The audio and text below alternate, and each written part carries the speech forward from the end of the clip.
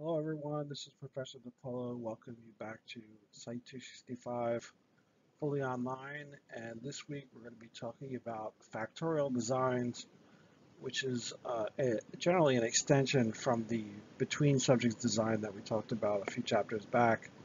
That allows you to test more complicated hypotheses and draw some really interesting conclusions. So we'll be walking you through this week.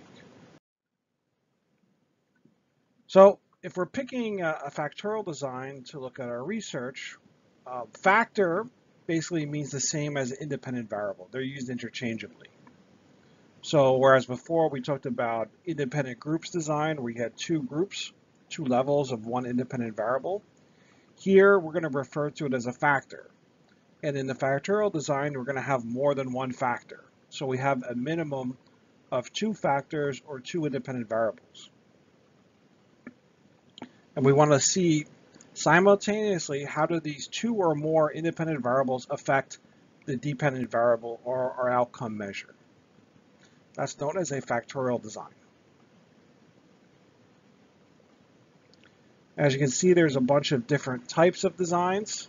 The simplest one is a 2x2 design, where you have two independent variables, and the first independent variable has two levels, and the second independent variable has two levels.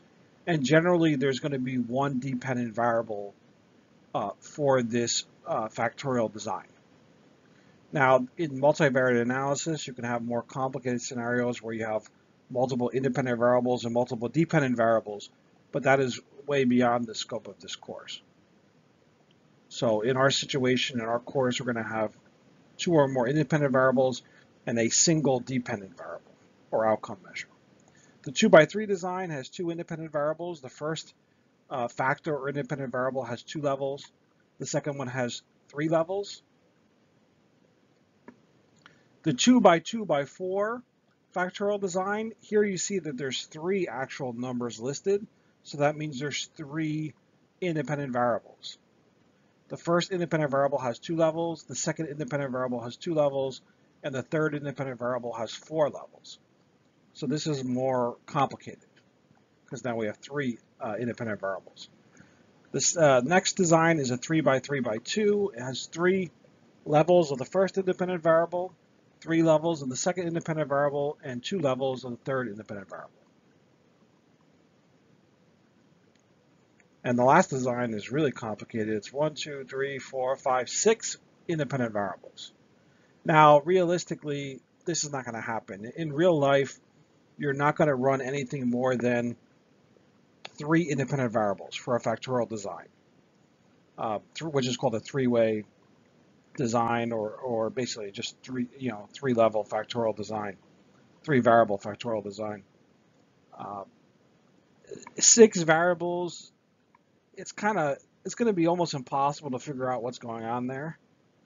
Even with 3 independent variables, it can become difficult to figure out exactly what kind of effect these independent variables are having on the dependent variable. It's complicated. With 6, it's almost unfathomable. So this is an example, but you wouldn't be doing this in real life. If you had 6 independent variables, it could be a very difficult analysis. The first independent variable has 4 levels. The second one has 3. The third one has 2 levels. The fourth one has 3 levels. The fifth one has 2 levels. And the sixth one has 2 levels. Now, if you want to find out the total number of conditions in your factorial design, all you have to do is multiply all these levels out. So the 2x2 design has 4 conditions. The 2x3 design has 6 conditions. The 2x2x4 design has 16 conditions. The 3x3x2 design has 18 conditions. And this 4x3x2x3x2x2 has 12, 24, 72, 144, so 288. So this would have 888 conditions, the 6 variable design. Now that's just crazy. That's not going to happen in real life. But it's just an example that I threw in there to sort of introduce you to the idea of factorial design. How do you describe the factorial design? Well, just basically what I did here, where the number of numbers separated by the x, which is multiplication, indicates how many independent variables the design includes. And as I said, 2 or 3 independent variables is quite common. Anything more than that, it's not realistic. That the person's not going to be able to analyze that, more complicated design. The numbers themselves indicate how many levels for each independent variable, and if you multiply them together, you get the total number of conditions. Hybrid design is similar to the factorial design that we talked about, but in a true factorial design, each independent variable is randomly assigned. Now, we don't always work that way, right? I mean, a lot of times we throw in variables that cannot be randomly assigned. For instance, gender. Gender is not a variable that you can randomly assign. You cannot manipulate it. You're either male or female. If you want to include non-binary as a category, you could do that too. But you can't just randomly assign people to one of those categories. You can't randomly be assigned to be male or female or non-binary. We can run the same design, the same factorial design, even if we're using variables that cannot be randomly assigned. And we call this a hybrid design because you have maybe one randomly assigned between groups variable, between subjects variable, and then you have one variable that you cannot randomly assign.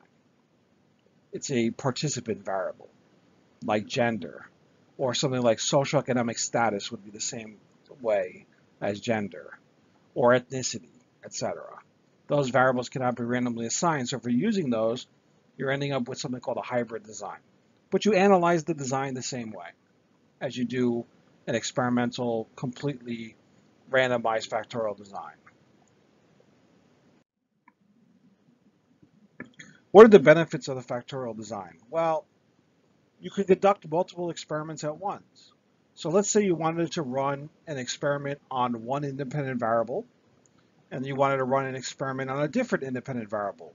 Instead of conducting 2 separate experiments, you can combine those 2 independent variables together.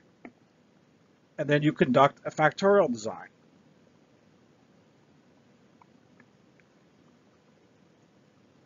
For example, if you had a 2x2 factorial design, there's actually 2 simple experiments or 2 group studies. And you're actually looking to see, is there a difference between those 2 groups? But if you run them as a factorial design, it saves time and it saves money and it saves participants because you can just put them together. And then what you want to do is see, does the independent variable, is it different between these 2 groups for the first independent variable? And does the second independent variable have a difference between those 2 groups? And these differences are examined by looking at the main effects of each variable.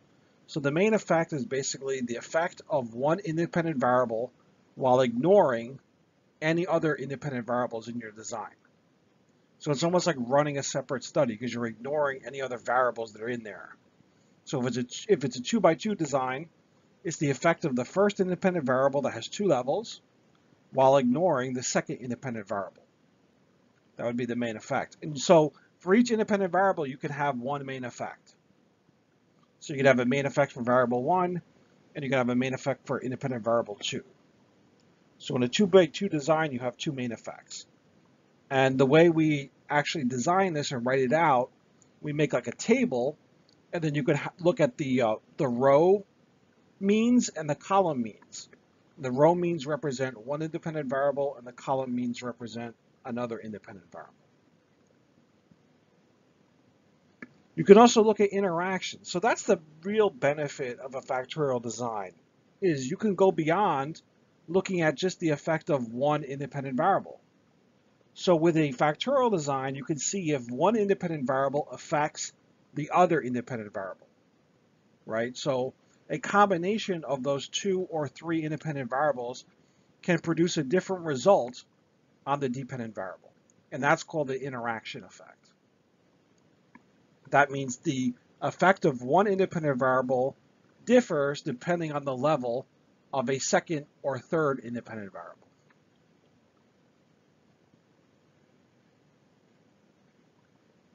And this is best represented graphically, which I'm going to show you later on. It's a little hard to just word it out, but if you see it graphically, you'll know what I'm talking about.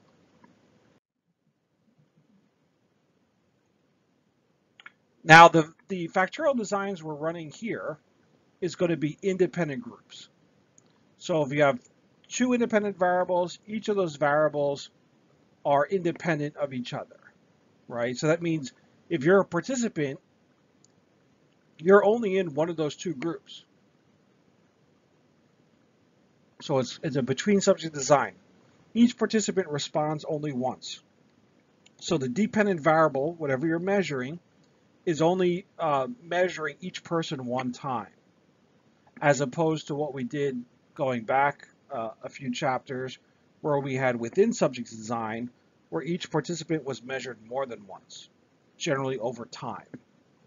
Here, in this independent groups factorial design, each participant is being measured only one time. So we're not going to be talking about within subjects in terms of the factorial design. Now you can have that. You can have repeated measures factorial design, but in this chapter we're not going to be talking about repeated measures factorial design. One way to look at these interaction effects between two independent variables is to utilize something called a vignette, which is a description of a hypothetical situation. So you're given a hypothetical situation, and then you're asked, how would you react to it? In these hypothetical descriptions, you could manipulate more than one variable. And this can be useful if you cannot carry out these studies in a laboratory. So there's sometimes the research is too difficult or possibly unethical to carry it out in a laboratory. One example of this is if I'm doing research on drug addiction. I can't have you bring people, drug addicts, into a laboratory and administer them drugs and check the effect of different drugs on their behavior. That would be very unethical and probably illegal. But I can give them a scenario where they're reading about it, and I can ask them, in this situation, how would you behave? That's a very ethical thing to do, because now, they're confronted with the situation hypothetically, rather than actually demanding them to do something in a laboratory. Vignettes, however, are less realistic than real life. So if you have someone read a description of an event, of a hypothetical scenario, you don't know if you're going to get the same answer as if they were doing it in real life, if they were actually in that scenario in real life. So there's a trade-off. It's easier to control. It's less risky and less, unethical in certain situations than running the study in the lab, but you're giving up some realism. It may not represent real life behavior. And you also have the accuracy issue. So if you're given a situation, especially around a taboo topic like drug use, the participant may not answer accurately, or they may sort of give you an answer that they think you want to hear, and this is called social desirability. So they're not giving you their true response, they're giving you their sort of socially desirable, or kind of the response they want you to hear. Especially when it comes around taboo topics like drugs, it's really hard to ask these surveys or give these vignettes, because people are not honest and they feel like they don't want to share with you. But then again, in real life, doing some kind of experiment can be unethical, right? So there are situations where you would want to use a vignette. One example comes to my mind that's very prominent is that study where they basically asked you, in this hypothetical situation, you have the opportunity to sacrifice one person, right, to save a whole bunch of other people, right? So you can throw somebody in front of the train, and if you do that, you stop the train and you stop other people, a whole bunch of other people later on, from dying.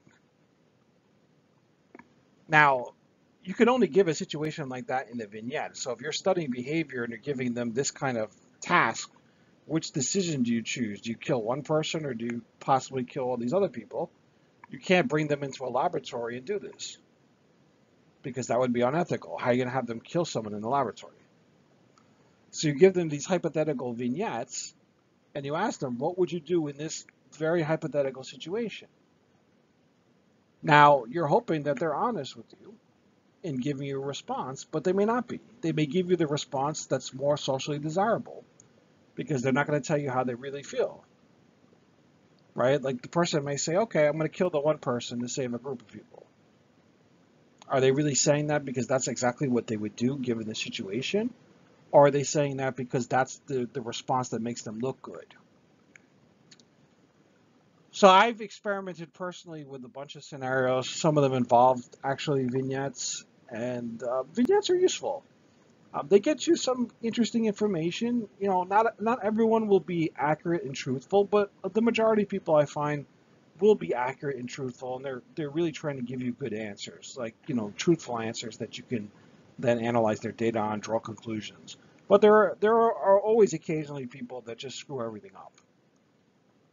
And those people are going to exist in any kind of research, whether you're doing it in the lab or doing it online or doing it through vignettes. You're going to have people that take the research seriously and people that don't.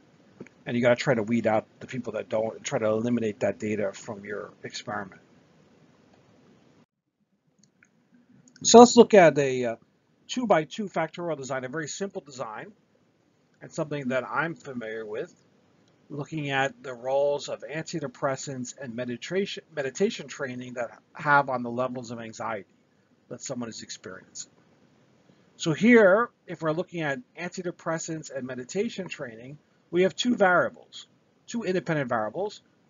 First independent variable is antidepressant, whether you get the antidepressant or you get the placebo. So there's two levels there, antidepressant group, placebo group. And then the meditation training, you have the meditation group and the no meditation group, whether that's a control group or a stress management group, which I ran as my control group in my studies. You have some alternative non-meditation group. So here you have the first independent variable, which is antidepressants versus placebo. So it's two levels. And the second independent variable also has two levels, meditation versus no meditation. And there's only one dependent variable here, which is anxiety. So there's a bunch of possible things that can happen here. I can look at the effect of antidepressant versus placebo by itself. I can look at the effect of meditation versus non-meditation by itself.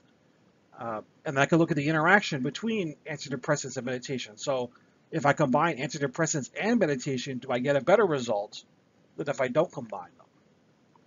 So that interaction effect between those two variables can give me an answer that I cannot find if I just ran each of these studies individually. You can think of these as two different studies, but here I'm combining them into my factorial design and determining whether or not there is an interaction effect, and that if I get both of these treatments, that I'm going to improve even more than each one individually.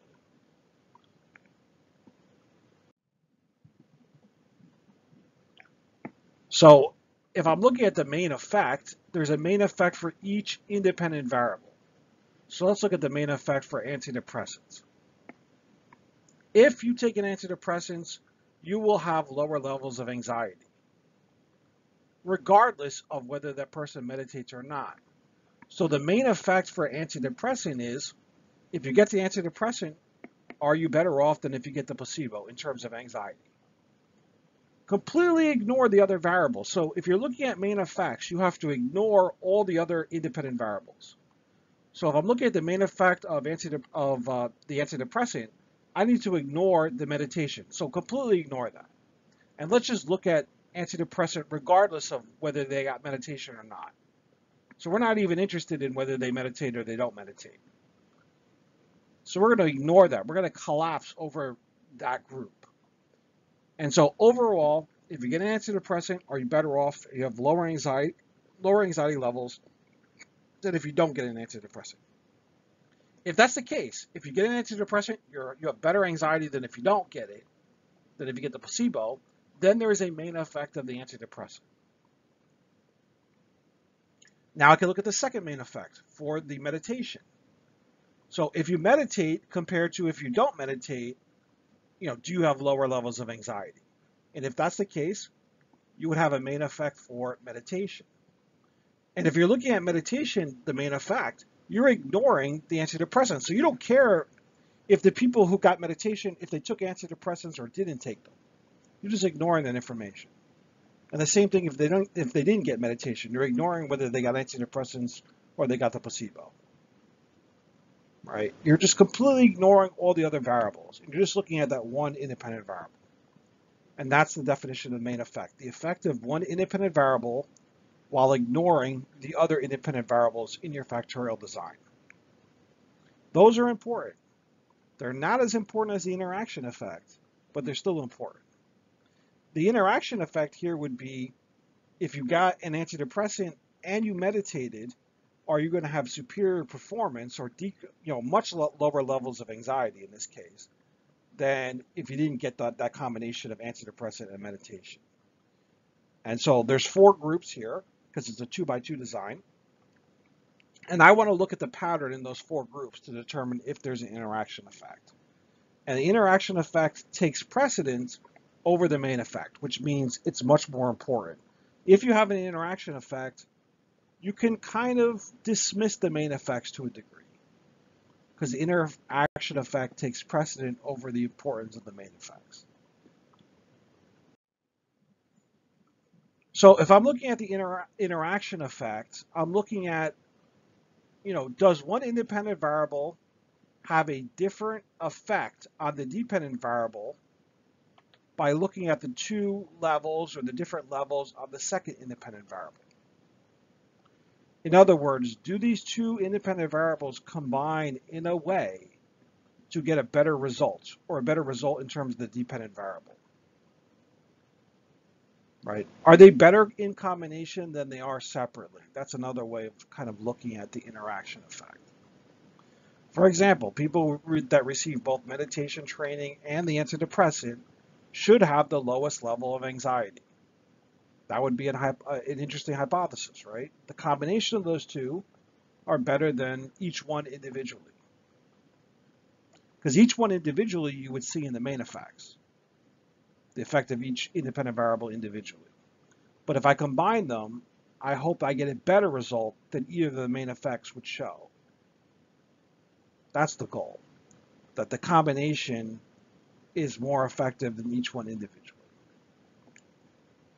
Now there's 2 types of interactions that we generally deal with. We have an ordinal interaction, and this is when one independent variable has an influence on one level of the second independent variable, but not all the other levels of the second independent variable. So for instance, over one level of the second independent variable, the results stay the same, and over the second level, they don't stay the same. If you were to look at this graphically, the lines in the graph will not cross. So the ordinal interaction basically is when the lines are not parallel in the graph, but the lines do not cross. They don't make an X in any way. So the lines are not crossing, but they're also not parallel. That's an ordinal interaction. It's also called a non-crossover interaction. A crossover interaction means that the lines cross when you diagram the interaction graph. So when you look over the second level, if you look at the 2 levels or the 3 levels of the second independent variable, the effect reverses. And that creates this crossing pattern in the graph. And that's how you really want to identify all your interactions, is you want to plot a line graph and look at what's going on in that line graph. And that will help you determine, first off, whether it's an ordinal interaction or a disordinal interaction. Ordinal means no crossover. Disordinal means crossover between the 2 lines. And it actually shows you the pattern of the effect that we're going to see. Right? So you can interpret the interaction effect based off of the graph. Always do that. Yeah, that's the best way to interpret interactions. Look at the line graph and sort of describe the pattern in the line graph. So in this situation, I'm going to show you the disordinal interaction or the crossover interaction. We're going to look at party size on enjoyment of the party. So our 2 variables, our 2 independent variables here, is going to be party size, Is it large or small? So you're going to a large party or a small party, and whether you're an introvert or an extrovert. An introvert likes to keep to themselves. An extrovert is the life of the party. They want to socialize. And I want to see if, these two variables interact. Right? So you have two levels of party size, small and large, and you have two levels for the independent variable introversion versus extroversion. So you have four total conditions. And here's the graph. This is a crossover or disorder interaction. So you see the lines cross. That's why it's called a crossover disorder interaction. The lines actually cross. So if you're an extrovert, you're the red line. If you're in a small party and you're an extrovert, you're not too happy. But when the extrovert goes to a large party, they're super happy. So as you can see, the size of the party plays a big role in terms of extroverts. They like the larger party better than the smaller party. Now the introverts are the opposite. So when you have opposite reactions going here, you're going to get this crossing. And that's a disorder interaction. So you can see here from introvert point of view, they love the small parties and they don't like the large parties because they prefer smaller groups. They don't like all the stimulation, whereas the extroverts like the stimulation. So this 2x2 factorial design shows a big interaction effect. Now, if the lines were parallel, that would indicate no interaction effect. So whenever you see parallel lines, there's no interaction effect. Whenever the lines are not parallel, then you know there is an interaction effect. And this one is completely crossed. It's a perfectly opposite relationship. So as extroverts enjoy the party more from going from small to large party, introverts do the opposite. They dislike the party more from going from a small party to a large party. In this situation, we're looking at photographs of targets that are either average or high attractiveness. So you're seeing a bunch of pictures. Some of them are people that are average attractiveness, and some of them are people that are highly attractive. And that's the first independent variable. The second independent variable here is whether the pictures are of someone of the opposite sex or someone of the same sex. So this is the second independent variable, opposite sex versus same sex. There's two levels here, and there's two levels for the photographs, highly attractive versus average. So it's a 2x2 design, factorial design, and the dependent variable is mood once again. So how do you feel about looking at pictures, and how does that affect your mood? Is your mood similar if you're looking at average pictures of people that are average attractiveness of the same sex versus opposite sex, or highly attractive? And here's the results.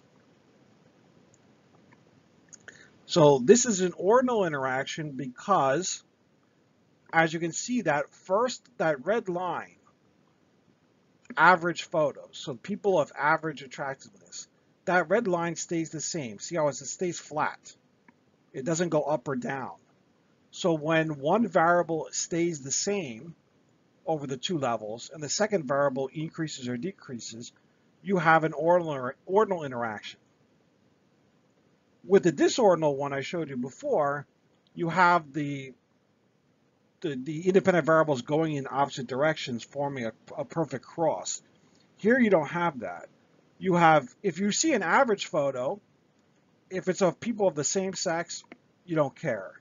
If it's of someone of opposite sex, you still don't care because they're averagely attractive. So it's like, okay, yeah, okay, this person, okay, he looks okay, she looks okay. Nothing's going on there. You're not too excited either way, right?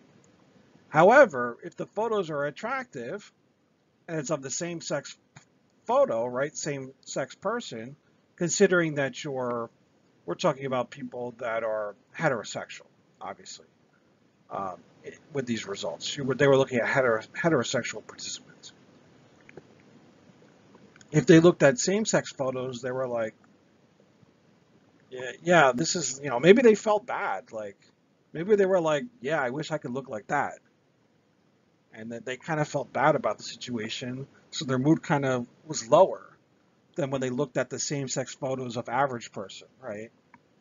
Because if you're comparing yourself to someone of average attractiveness, you're going to feel better about yourself than when you're comparing yourself to someone who is very attractive overall.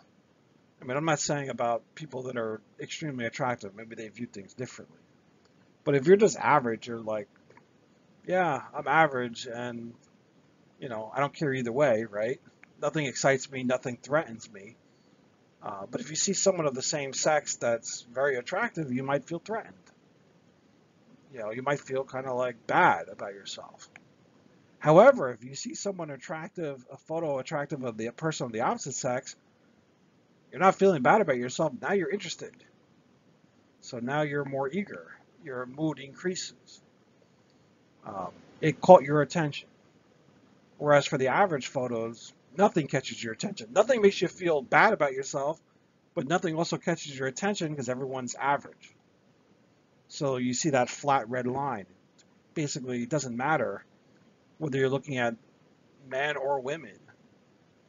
You just, they're average looking. You're just like, okay, average, I don't feel bad about myself, but I'm not too excited about this person of the opposite sex if I'm heterosexual, which these participants were. But when you're looking at these attractive photos, yeah, it makes a big difference, right? You're really interested in the attractive person of the opposite sex if you're heterosexual, and you're maybe threatened by that person of the same sex.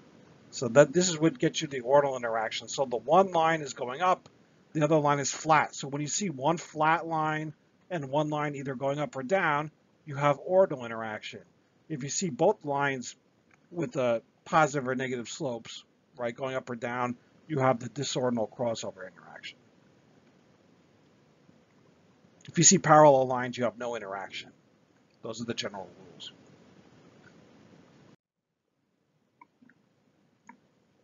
So if you had two independent variables, like in this previous study, attractiveness and opposite or same sex, you're going to have 8 possible results. So as I said, you could have a significant main effect for each variable. You could also have a non-significant main effect for each variable. And for the interaction, you could have a significant interaction or a non-significant interaction. Right? So there's 2 options for main effect for independent variable 1. There's 2 options for independent variable 2 in terms of the main effect. That means either you got it or you didn't get it. And with the interaction, you either got it or you didn't get it. So 2 times 2 times 2 gives you 8 possible outcomes. And obviously the best outcome you can have is the first one, significant main effect for variable 1, significant main effect for variable 2, and the significant interaction effect. That's the best you can have, right? And as I said before, the interaction effect takes precedence over the main effects. But if you get that significant interaction effect, you're happy. You don't really need the main effects. The main effects are interesting, but to have a successful study, if you get a significant interaction effect, you're golden. That's usually much more interesting and important than the main effects. The fact that you show 2 or 3 independent variables to interact together and create a different result, that's wonderful news. That's the interesting findings in psychology that you're going to get. I always try to show interaction effects because they're generally interesting. They're things that people don't think of normally. The main effects are important to a degree, but they're also a little bit less exciting, right? The introverts versus the extroverts like parties more than introverts, that's not that interesting to me. That kind of makes sense, right? But if I look at, the size of the party and whether you're introverted or extroversion, that's a much more interesting effect, that interaction effect. It catches my attention. So the goal, as far as running these factorial designs, is to get a significant interaction effect, if at all possible. Now, if you don't get it, then the main effects are important to describe. If you get nothing, now your study kind of fails, and you go back to the drawing board. Could you publish without a significant interaction effect and just a couple of main effects? You could, but probably not in a very high-tier journal. You'd have to publish it in a lower-tier journal because the more prominent journals want to see that interaction effect because that's the interesting result. They don't care as much about the main effects. So if you don't have the interaction effect and you have significant main effects, you can publish it, but in a lesser journal, a lower tier journal. So I always shoot for the interaction effect if at all possible. And I try to keep it to either a two-way interaction effect, that means two variables, or a three-way interaction effect, which is three variables. And it's very complicated to explain if it's three variables and there's an interaction effect, it's very complicated. Because now you have to actually look at two interaction graphs, two-way interaction graphs to understand a three-way interaction. And so you're looking at these two graphs simultaneously and looking for differences in the patterns of those two-way interactions. That's hard to explain. So even if you get a significant three-way interaction effect with a three-variable factorial design, three independent variables, it's going to be hard to explain. So I'm kind of leaning towards keeping it simpler. Two-way factorials, 2 by 2, that's the simplest to explain. But if you got to go more than 2 by 2, that's fine. But try to keep it at two variables. Once you get to three independent variables, it gets more complicated. You can explain it, it's just tougher to explain it. And it's tougher to figure out what's going on in the actual interaction. Sometimes it doesn't make much sense. And then you can't, you could have a significant three-way interaction and it makes very little sense. You can't explain it. It happens. Sometimes you get a statistical result, you get happy. You're like, wow, this is great. I got a significant three-way interaction. I'm so excited. And then you look at it and you're like, what's going on here? I don't understand this. It makes absolutely no sense to me. And then you have to scrap it. You can't write it up. You can't try to publish it. You just have to scrap it because you can't explain it. I wouldn't even try to explain it in a conference. Like if I was giving a poster or a talk, I wouldn't even try to explain it because, you'd say, well, we got a significant three-way interaction effect, but we just can't. We're not going to talk about it because we don't know what it means. So that's the bias towards keeping it at maybe a two independent variable design. That you don't want to make it so complicated that you can't understand it. Now, if you move it to 4 independent variables, then I would basically give up. It's almost impossible to explain a 4-way interaction if you get it. It's just, there's too many layers to it. You can't even look at it graphically. It's a mess. It'd be almost impossible to explain it. So I know people throw out all different kinds of complicated designs. I like to keep it as simple as possible because otherwise you can't explain it.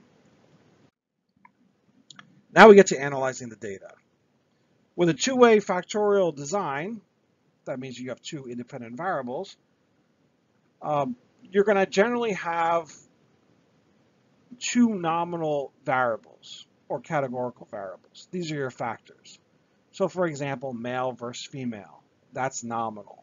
That's a categorical variable. Or you can have rich versus poor, it's categorical. Or you can have old versus young. You see what I'm saying? These are the types of independent variables you need. You need two nominal or categorical. Nominal and categorical are the same thing, right? Just two labels for the same kind of data structure. And you need one continuous dependent variable. That means a dependent variable that can take on many, many values.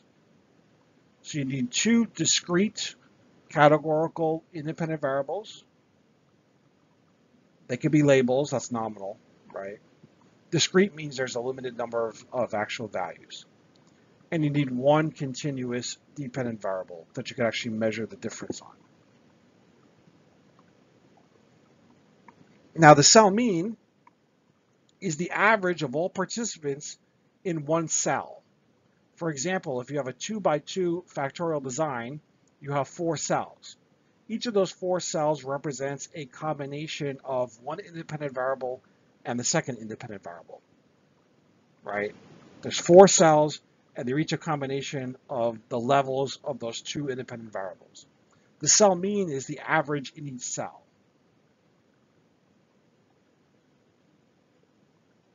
The marginal mean, if you have a 2 by 2 design, is basically the mean for each row of the table and the mean for each column. So the mean for each row is sometimes called a row mean, and the mean for each column is sometimes called a column mean. Those are the marginal means. And you examine the row means and the column means to look for the main effects. The cell means are involved for looking for the interaction, and the row means and the column means, which are the marginal means, you look at in terms of the main effects. And if you have two independent variables, you could have two main effects. One main effect would be comparing the column means, and the other main effect would be comparing the row means. And then the pattern in the cell means would represent the interaction term. And here's what I mean by cells. You'd have, if you have a 2 by 2, these are your 4 cells. So level 1 of the first independent variable and level 1 of the second independent variable goes in the top left cell. In the top right cell, you have level 1 of the first independent variable and level 2 of the second independent variable. In the bottom left cell, you have level 2 of the first independent variable and level 1 of the second independent variable. And on the bottom right cell, you have level 2 of the first independent variable and level 2 of the second independent variable. So you see that independent variable 1 is the top row and the 2 levels, right? So level 1 of the first independent variable is the top row. Level 2 of the second independent variable is the bottom row. And as far as the columns, level 1 of that second independent variable is the left column, and level 2 is the right column. And that produces those 4 means. So the marginal means, you'd have 2 column means, and those column means would represent the second independent variable and whether there's a main effect there. And the 2 row means would represent the main effect of the first independent variable here. And you would compare the cell means to look for the interaction effect.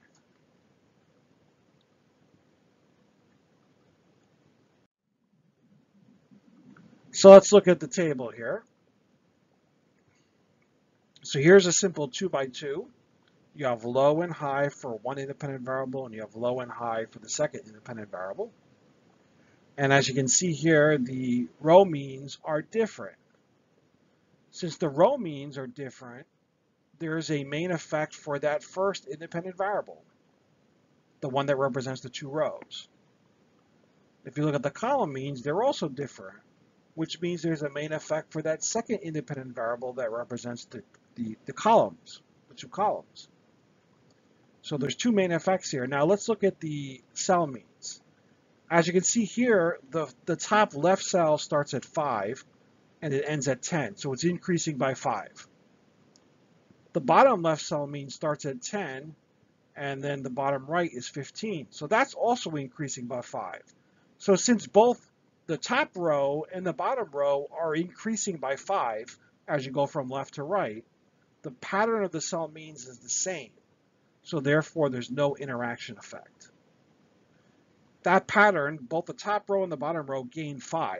That pattern of cell means is the same, so therefore no interaction effect. But the row means and the column means are different, therefore we have 2 main effects. Now this is easier shown in a graph, but you can read it in the table here that there are 2 main effects because the row and column means are different. And since the cell means the pattern is the same, they each gain 5 here, there is no interaction effect. Now let's look at a different scenario.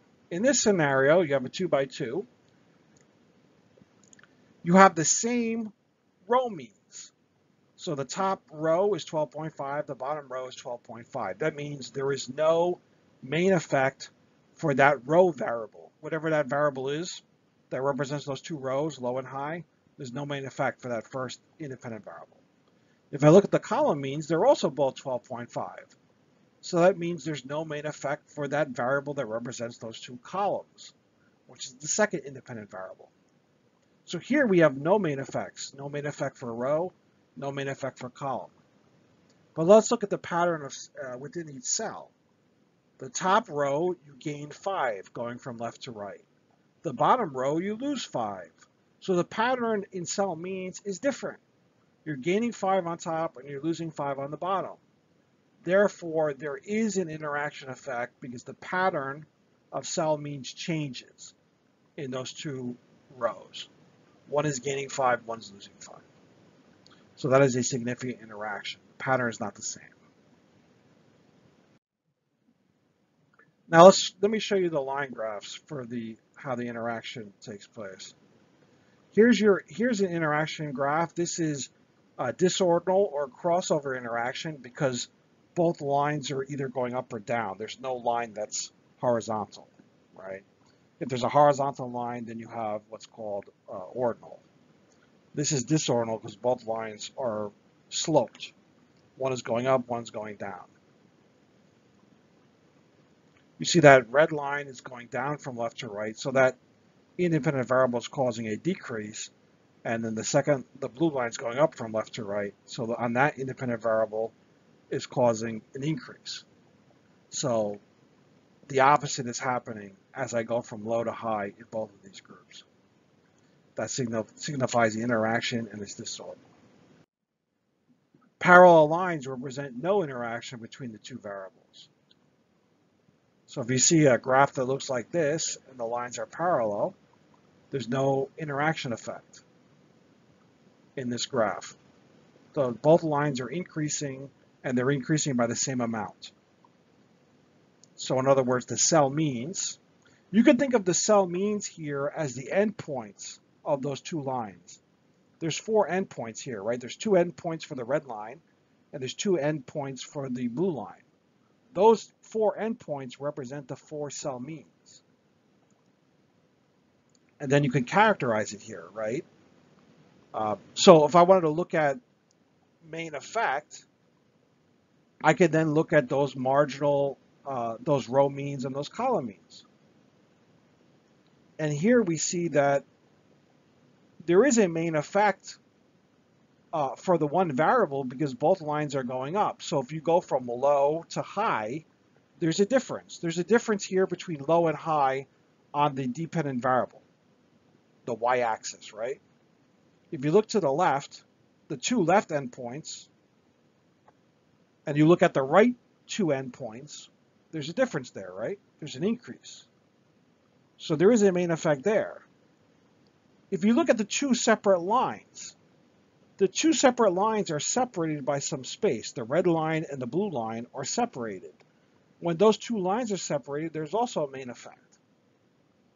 That's the second variable. And so here I have 2 main effects, but since the lines are parallel, there's no interaction effect. And if you put this into a tabular format, you can examine it numerically, and you can actually see that there are 2 main effects, but then there's no interaction. If you plotted these 4 cell means representing the endpoints of these 2 lines. Now, when it comes to reporting your statistics, you need to put the letter capital or F, because ANOVA, any kind of ANOVA is F. It's the F statistic. In the parentheses, you're going to put 2 values. You're going to put something called degrees of freedom between, and you're going to put degrees of freedom within. And this changes depending on what you're looking at, right? Degrees of freedom between is generally the number of groups minus 1. And the degrees of freedom within is generally the number of total subjects minus the number of groups. Now, you don't need to know that, but statistics. If you take the Psych 220 class, statistics class, you're going to learn more about it. But that's kind of how it's notated. Those are basically a measure of participants, if you want to think of it that way. And then you have an F value, and then you have a significance level, which is the p-value. You want the p-value to be less than 0.05. That's our goal. Make sure that p-value is less than 0.05, because then that means that our results are not due to luck. They're due to the real effect of the independent variable or variables. And then eta squared is your effect size. We want that to be large. So I want my F score to be large. I want my p-value to be small, less than 0.05, and I want my eta squared to be large, as large as possible. It's going to be between 0 and 1. I want it to be large.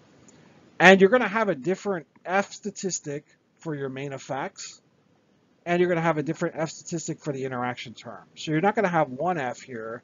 You're going to have multiple F values when you report the ANOVA. the factorial ANOVA, that is. So this is a little more complicated and even extends kind of beyond what I'm comfortable teaching in my Psych 220 course. So this stuff is more, if you want to get into it, it's interesting. It's really interesting analysis, but it's something that you would get at a graduate school level, most likely, unless they offer an advanced statistics class at the four-year college, which they may or may not do. Now, as I said before, our interactions are either ordinal or disordinal.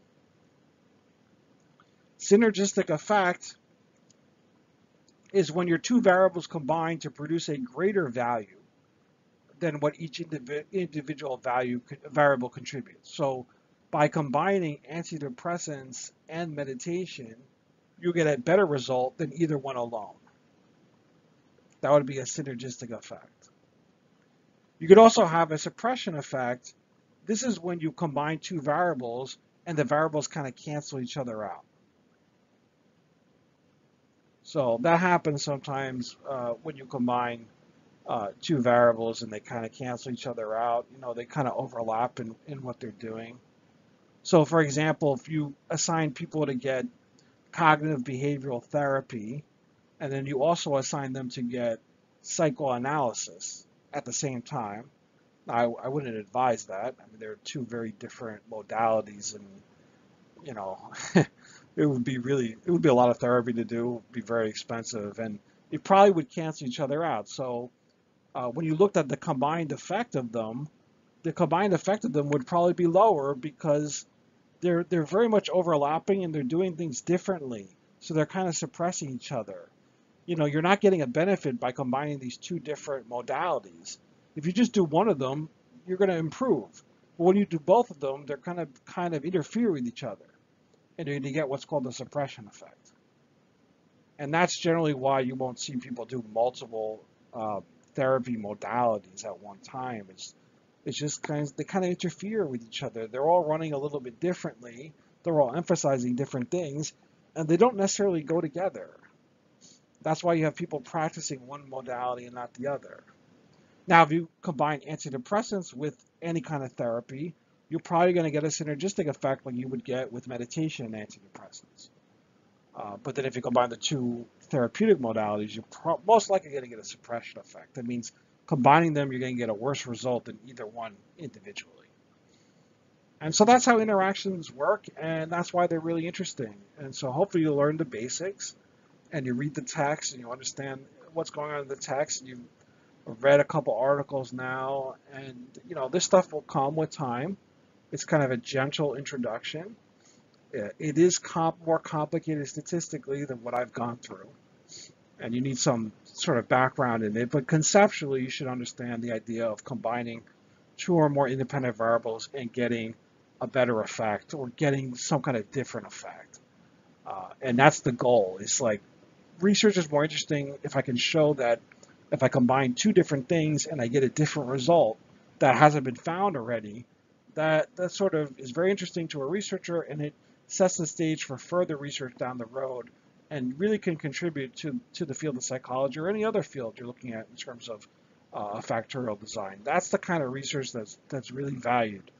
And you always want to look for, you know, significant interaction effects in any kind of study that you're running. At least that's my philosophy.